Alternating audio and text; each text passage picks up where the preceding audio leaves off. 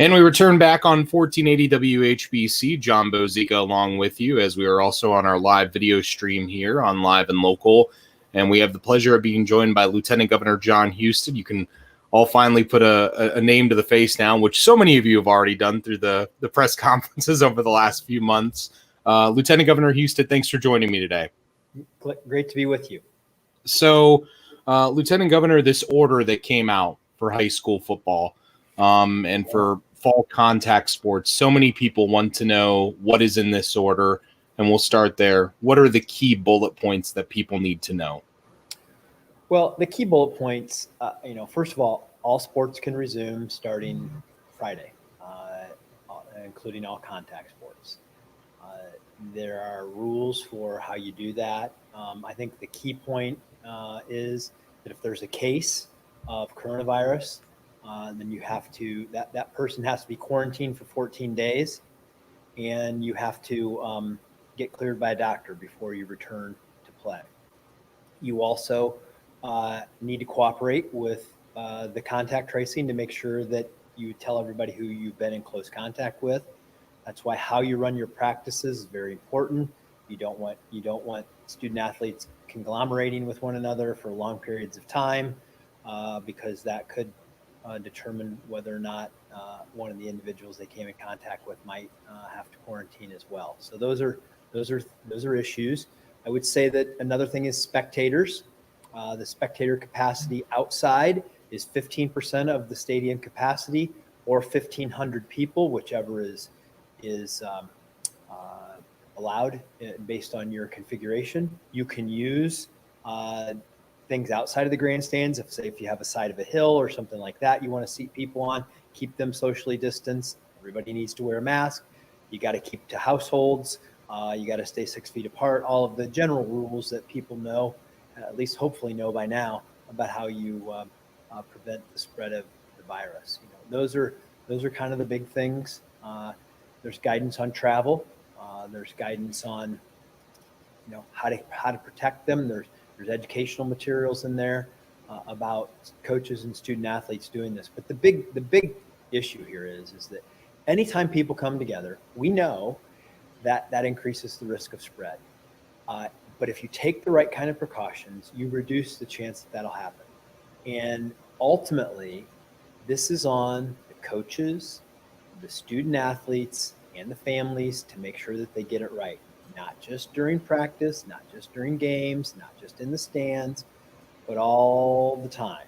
Because when we went back to work, when we had businesses go back to work, we heard them say, hey, things went great while the employees were at work, but what they did on their own free time, where they got together, didn't practice the protocols, and spread it, that's where you get the problem. So there's going to be a renewed need for discipline.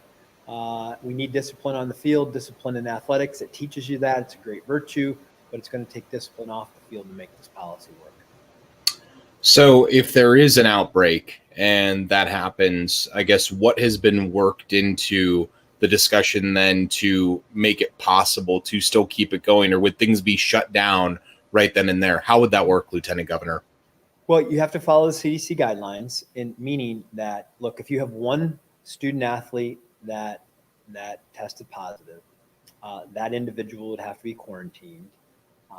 And if they didn't have close contact for a period of over 15 minutes with somebody, then everybody else would be cleared to play, unless there's some extenuating circumstance. The problem is that if one person gets it, what you want to avoid, and this is why you got to keep spread out, you don't want it to pass to others, because if it happens and you haven't happened to enough players on your team, you have a spread, you have an outbreak, they can't play for 14 days, and you're going to have to suspend your season until you're able to clear that up. So that's the challenge. That's the challenge that everybody has in doing this. Can they do it without the spread of the virus? We've seen a lot of high school sports programs do pretty well with this. Football is tougher because there are more people. And when you have more people coming together, it makes it harder to manage this. Absolutely. That's Lieutenant Governor Jon Husted. If you're watching on our live video stream right now, you can see him as he's sitting in his office with his Dayton picture behind him sitting there. I think that would be to his left, if you were watching on the screen. So, Lieutenant Governor, the decision made, and I think someone had asked you this before, the decision made by many colleges, did that weigh into your guys' decision, knowing that the Big Ten did already cancel their fall sports season? Did that weigh into what you guys did? Well, it certainly impacted our decision making. When the Big Ten made that announcement, because we were ready to go, we were ready to do this, and then we hit the pause button and said, what is there out there that we don't know about? Why would they be making this decision?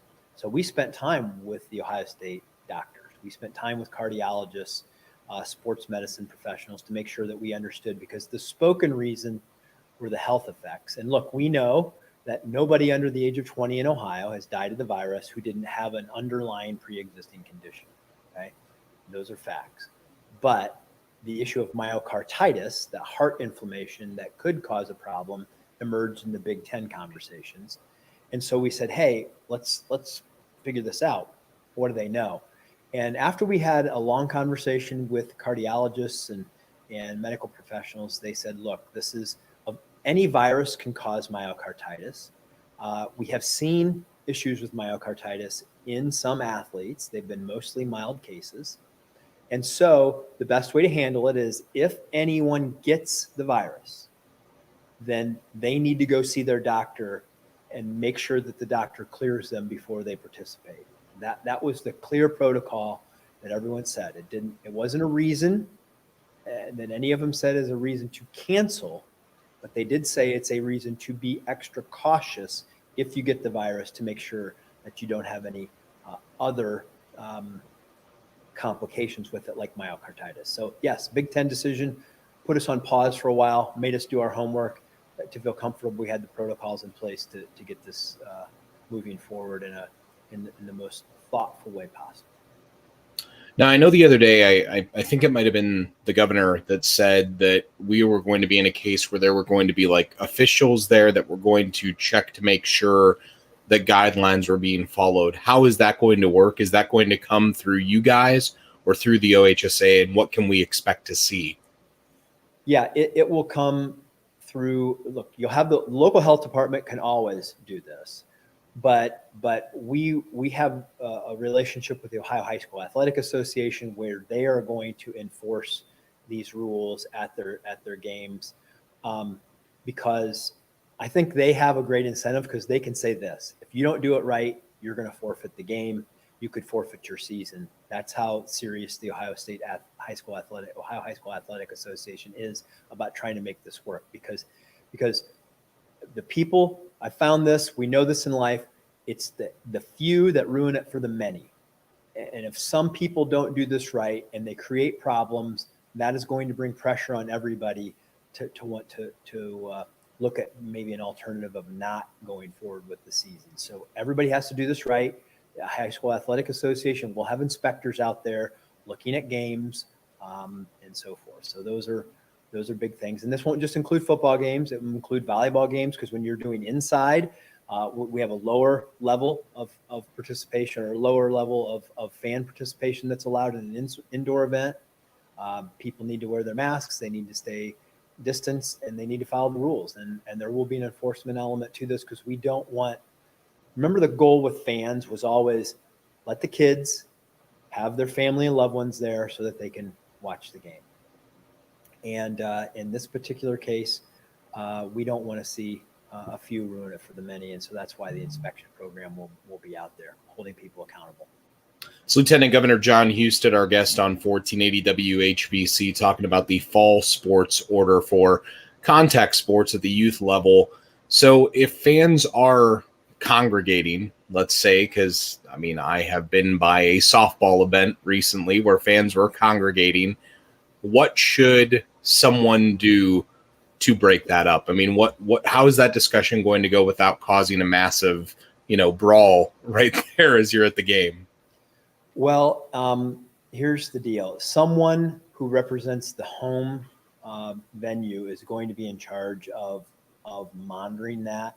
If you've seen in some environments, they spray paint areas. It's like, look, here's the area that you're allowed to be in.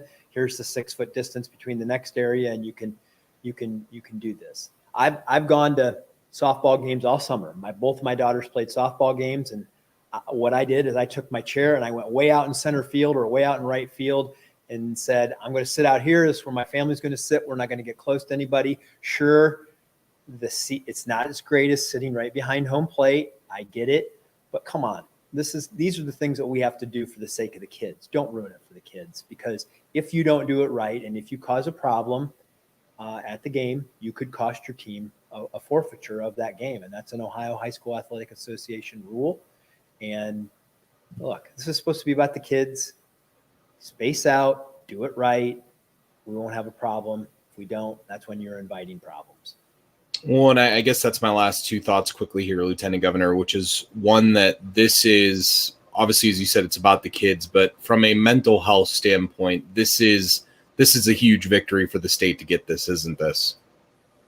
I think it is, because I just really know that people need hope. Kids had hope that they were going to be able to do this. It's really tough on anyone to have to be inside all day, to not have any outlets, to not have anything to channel their constructive energies toward. And I know that some people who are older could say, well, it's just one season. But if you're a kid, 1 year of your life is an eternity. It matters. Anybody that's played high school football, I remember, I'm almost 53 years old. I remember every game I played. I remember every single time I walked on that field. Some of the most fond memories I have of my life come from my senior year and junior year, all years of playing football. And I played it for 5 years in college as well. Kids need this. And the virus does not affect them like it does older folks. And to me, we had to give them a chance. We had to give them hope. We had to give them an opportunity to try this. I know a lot of other states have gone in other directions, and I don't know if this will work. I hope it does, but we're going to give them a chance to try, because they need the hope, and they need the optimism, and they need something to channel their constructive energies. And I guess I'll say this. Sports are where you develop your character skills, your life skills, where you learn to prepare for victory and deal with defeat and recover from it, get knocked down, get back up, which is what life requires you to do to be successful.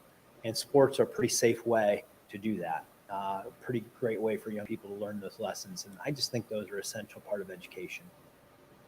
Last question for you. I know that there was a discussion about the performing arts that Governor DeWine said is coming.